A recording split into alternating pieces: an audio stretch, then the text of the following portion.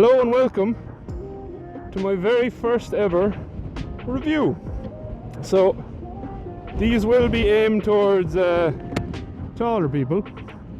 The bike I'm on today is a 2008 Honda CB600F Hornet. It is Owen's. If you watch my video on the Gap It Down Low, you'll know that he was with me, so this is why we decided to do this today. It just made sense. So a bit of specs on this. It has 102 horsepower at 12,000 RPM. I probably won't get there today because it is a first ride, so and it's my friend's bike. But it has 102 horsepower, 12,000 RPM, 63.5 Newton meters of torque at 10,500 RPM. This is the naked version, so I've been on my bike all day.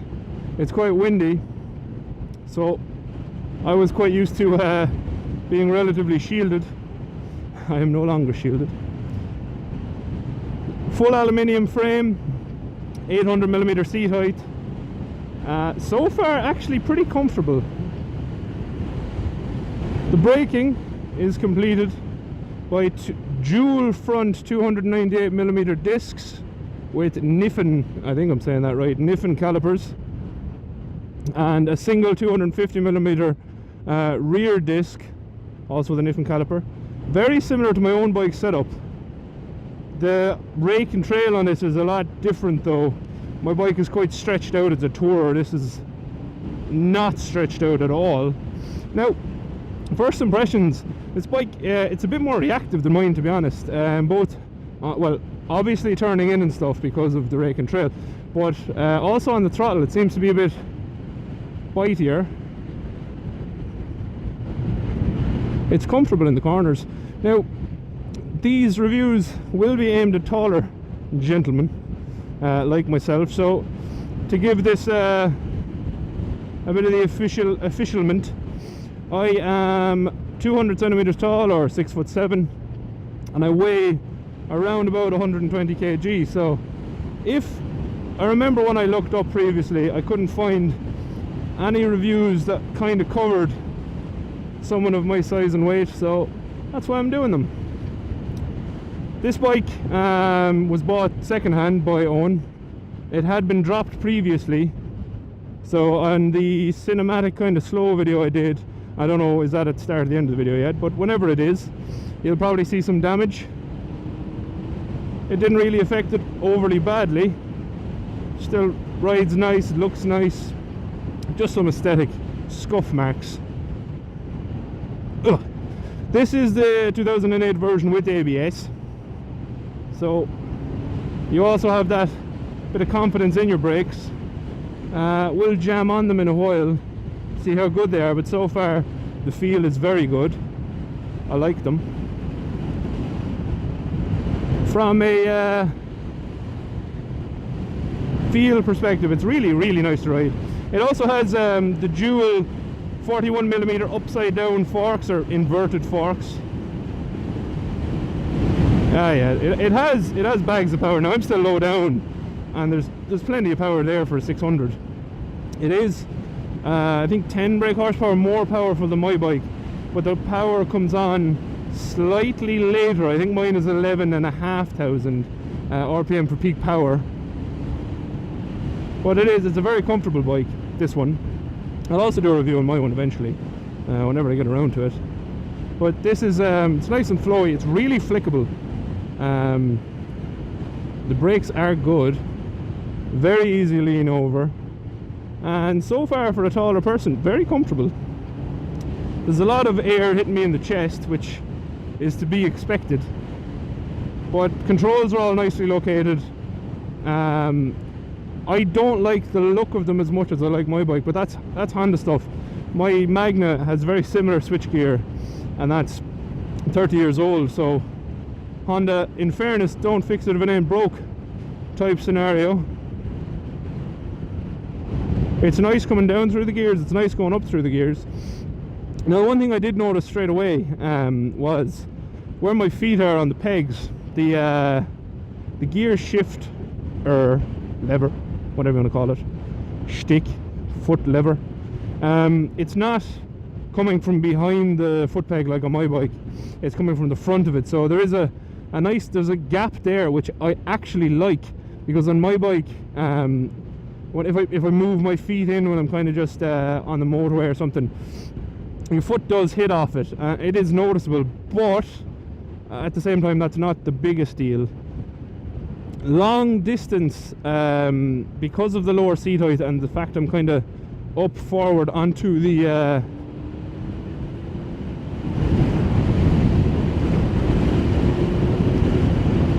bike a lot more, I'd say it would be less comfortable long distance. Now that said, while the seat's firm, it's not too firm, it's nice. So from a practicality perspective, I think this maybe is slightly more practical than my bike, because it's a little bit shorter, a little bit easier to turn, and it does have more low down torque as well. Like, that comes on a lot easier than on my bike. Now that said, the rear shock on this doesn't seem to like me as much as the rear shock on my bike, so if you are a heavier person, that's something to be aware of. Now that said, you can see here there is 49,000 miles on this bike, so this one has had a good life. But as Owen said, 1 billion London couriers can't be wrong. 1 billion London couriers. This is a fact provided by Owen. 1 billion London couriers actually use this bike, so you know they can't be wrong. Now that said, even if it wasn't for the 1 billion London couriers, it is a Honda, so you have that Honda bulletproofness that they're renowned for, and I can confirm from my Magna that, I mean, that bike, when I bought it, hadn't been ridden that much. New battery had just went into it, as told by the previous owner, and I got there and it turned over first turn of the key, or first press of the button, I should say. This is Kenmare. I don't know if I've ever been through here on a bike, so there's also that. My arms, because obviously, conversely with being taller, generally us tall people have longer arm parts, but I'm still comfortable on the bars. Now, could they do it being a smidgen higher? Yes, maybe if I put like 1-inch risers on here, this thing would be perfect, but it's not uncomfortable, it's just slightly stretched out. Out of corners, the bike is lovely. It's really stable, actually. Whatever way Honda have set up the frame is very nice. It's also dry weight. It's quite a bit lighter than my bike. My bike is 192 as far as I remember dry weight. This is like 176, which is a pretty big difference.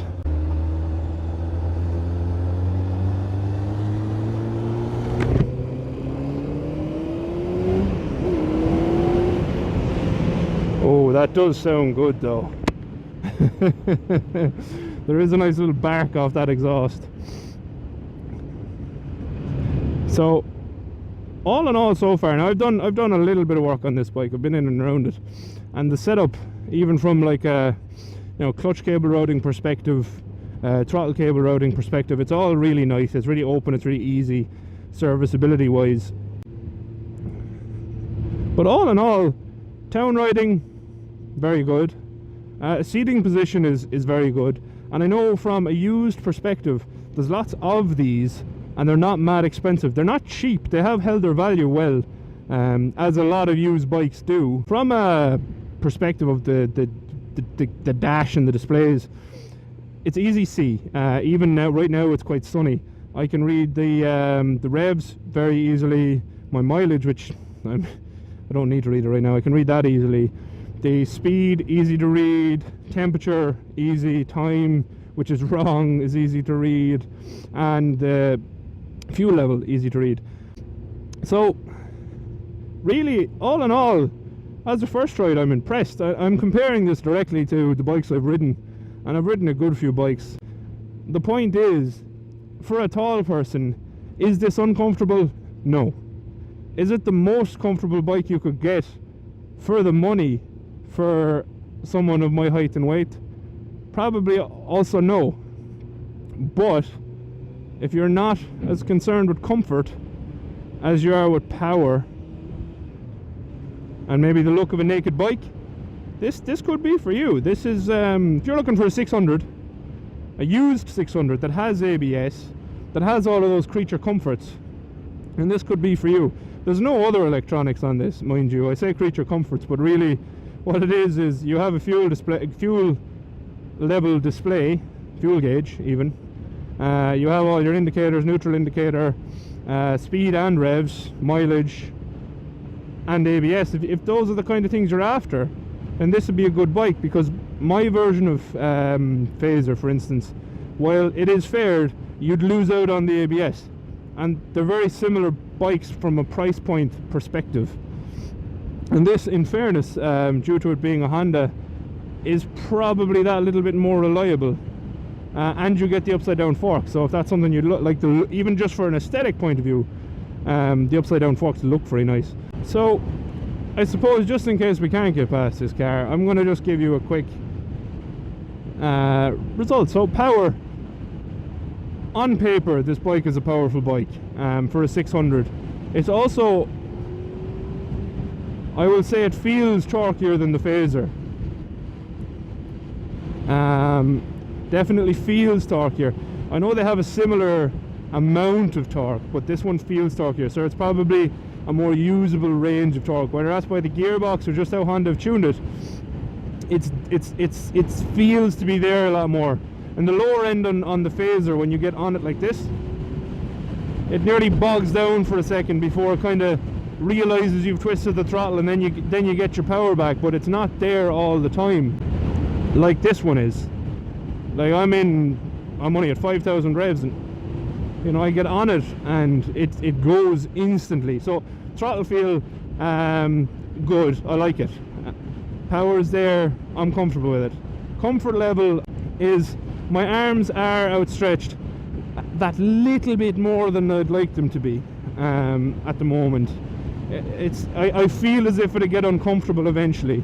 Also, because obviously it's set up for a shorter person, the seat has me kind of pushed up onto the tank a little bit, so I'm kind of like, you know, nearly hunched forward all the time. Now, again, that's not really a problem. I can see this getting uncomfortable on longer journeys.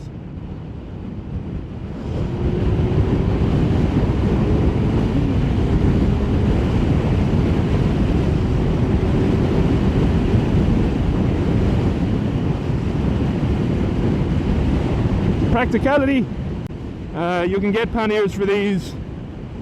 It's easy park, it's easy squeezing around traffic. It's a small naked bike.